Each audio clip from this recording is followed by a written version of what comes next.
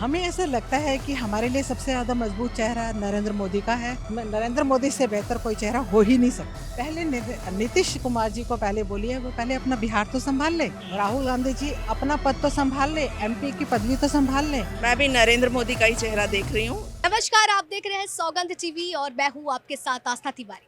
2024 के चुनाव नजदीक है। अब लगातार दावेदारी पक्ष विपक्ष अपनी कर रहा है। एक तरफ बीजेपी का पलड़ा भारी दिख रहा है तो विपक्ष के भी पसीने छूट रहे हैं। विपक्ष लगातार मुलाकातें कर रहा है। अब ऐसे में देखने वाला सवाल यही है कि वाकई आने वाले समय में महिलाएं जो हैं वो पीएम पद पर किसका चेहरे को देखना चाहती। तो चलिए कुछ महिलाओं से ही बात कर लेते हैं। क्या नाम है मैम आपका? अलका मल्होत्रा। अलका जी, क्या लगता है इस बार पीएम के चेहरे पे कौन सा चेहरा देख रहे हैं, किसकी दावेदारी आप पसंद करेंगी? हमें ऐसा लगता है कि हमारे लिए सबसे ज़्यादा मजबूत चेहरा नरेंद्र मोदी का है, क्योंकि उन्होंने बहुत विकास करा है, महिलाओं का बहुत ध्यान रखा है एंड उन्होंने बहुत सारे स्टार्टअप्स कराए हैं for which all the youth will support him. And Hindu मुस्लिम का जो भी झगड़ा चल रहा था वो भी उन्होंने ख़त्म कराया है। प्लस ऐसी चीज़ें करी हैं जो हम लोग पहले कभी कोई सोच भी नहीं सकता था। जैसे जम्मू कश्मीर में उन्होंने 370 बंद कराया, जो उन्होंने सब कुछ ठीक करा। तो हमें ये लगता है कि नरेंद्र मोदी से बेहतर कोई चेहरा हो ही नहीं सकता। विपक्ष में अगर देखा जाए जिस तरीके से मुलाकातों का दौर चल रहा है, नीतीश कुमार भी अपनी दावेदारी कर रहे हैं, अखिलेश यादव भी दावेदारी कर रहे हैं, राहुल गांधी की सदस्यता चली गई है, तो क्या लगता है कि कोई पीएम मोदी के टक्कर का अभी इस समय है विपक्ष में? हो ही नहीं सकता। पहले नीतीश कुमार जी को पहले बोलिए, वो पहले अपना बिहार तो संभाल ले। एंड जहाँ तक आप राहुल गांधी जी की बात कर रहे हैं, राहुल गांधी जी अपना पद तो संभाल ले, एमपी की पदवी तो संभाल ले। इतने साल हो गए गांधी परिवार को देश चलाते हुए, क्या चलाया उन्होंने? वो तो कांग्रेस ही, जिसके साथ भी कांग्रेस जुड़ रही है वही वही विपक्ष हारता जा रहा है। तो मुझे नहीं लगता है कि इन दोनों में कोई भी दंग है। अच्छा, लेकिन विपक्षी दल तो ये कहता है कि बीजेपी जो है केवल हिंदू मुस्लिम करती है, कहीं विकास नहीं दिख रहा, कहीं योजनाओं का सब उनकी जो है सब फ्लॉप है, उनकी ही बनाई गई योजनाओं पे ही वो काम कर रही है और अपना बता रही है। ऐसा तो मुझे बिल्कुल भी नहीं लगता, क्योंकि विपक्ष कुछ ना कुछ मुद्दे तो उठाएगा ना, नहीं तो विपक्ष होने का फ़ायदा ही क्या होगा? उनको अपनी दावेदारी, अपना स्ट्रैटेजी, अपनी पॉलिटिक्स करनी है। Let them do it. वो तो वक्त ही बता देगा 2024 में जनता किसको लेके आती है।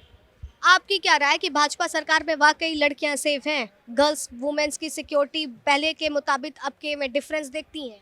अभी हम आपको एक चीज़ और बताते हैं। जैसे बोलते हैं कि अभी लड़कियां सेफ़ नहीं हैं, क्या कांग्रेस के राज में लड़कियां सेफ़ थी? वहाँ पे क्या कम कम प्रॉब्लम्स हुई थी? वो जो निर्भया कांड हुआ था, तो कांग्रेस के ज़माने में तो हुआ था। और कितने सारे, अब तो हमारे जो मीडिया है वो इतनी ज़्यादा पावरफुल हो चुकी है कि छोटी से छोटी न्यूज़ भी जो होती है वो उजागर होके आती है। हमारा डिजिटल मीडिया इतना स्ट्रांग हो गया, पहले तो ये सब था भी नहीं ना। तो ये सब चीज़ें तो होती रहेंगी। और वैसे भी मेरे को ये लगता है कि लेडीज़ बहुत आगे भी बढ़ रही हैं। ऐसा नहीं है कि पीछे जा रही हैं, हर चीज़ में, हर फील्ड में। पायलट देख लो आप, आर्मी में देख लो, एयरफोर्स में देख लो, everywhere ladies are there, they are participating. तो इसका सपोर्ट आप मानती हैं कि बीजेपी की वजह से ही ये सब हुआ?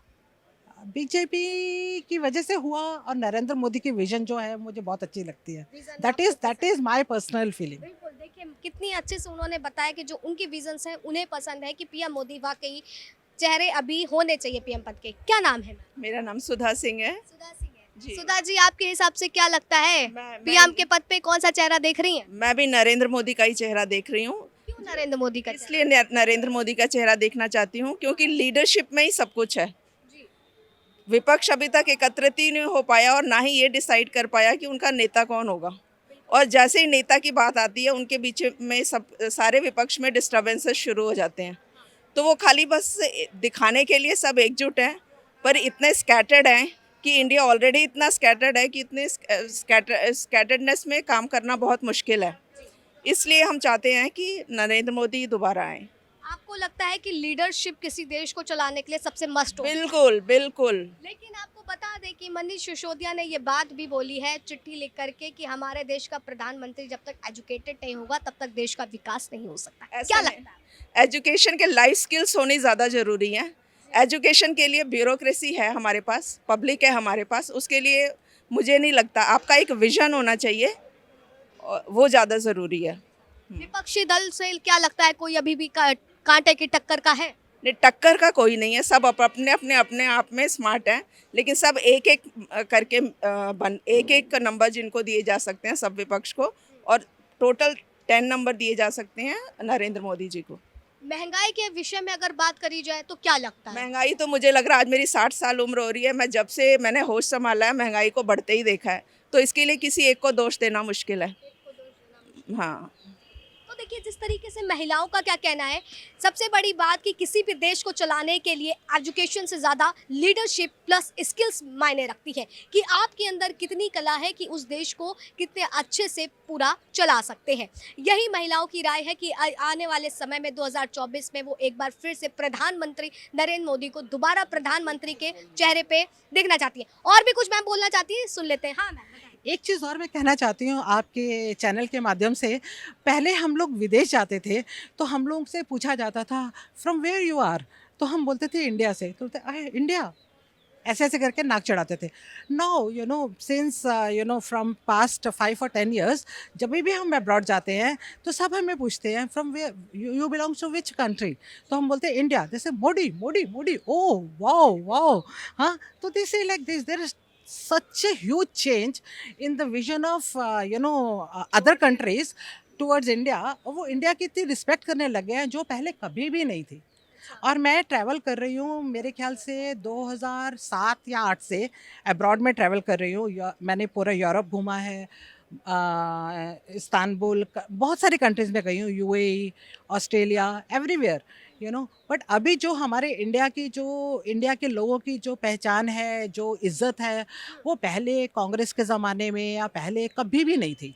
और जब मुझे ये लगता है कि अगर और 5 साल और नरेंद्र मोदी जी को दिए जाएंगे तो हमारा इंडिया बहुत ज़्यादा आगे बढ़ेगा। और अभी देखिए हेलीकॉप्टर तक एवरीथिंग है ना, मेड इन इंडिया हो रहा है। पहले कभी था? पहले हम हमेशा इंपोर्टेड चीज़ों को लेते थे, अब हम बोलते हैं नहीं, हमें मेड इन इंडिया ही लेना है। हम बाहर जाके भी अब ज़्यादा शॉपिंग नहीं करते हैं, पहले हम बाहर से शॉपिंग करके आते थे, अब हम नहीं लेते हैं। जी हाँ। हाँ, राहुल गांधी बाहर जाते हैं, बयान देते हैं, उसके बाद बीजेपी बोलती है कि वो गलत चला बयान देते हैं। लेकिन जब जिसके लिए सत्याग्रह आंदोलन चलाते हैं कांग्रेस सरकार, कांग्रेस कहती है कि पीएम मोदी केवल वहां पर जाते हैं, लोगों से मुलाकात करके चले आते हैं, देश के लिए कुछ भी नहीं कर रहे हैं। एक बात बताइए, इसका तुम कैसे पता चलेगा? लोग बोलेंगे या सिर्फ एक बंदे का कहना सुनोगे आप?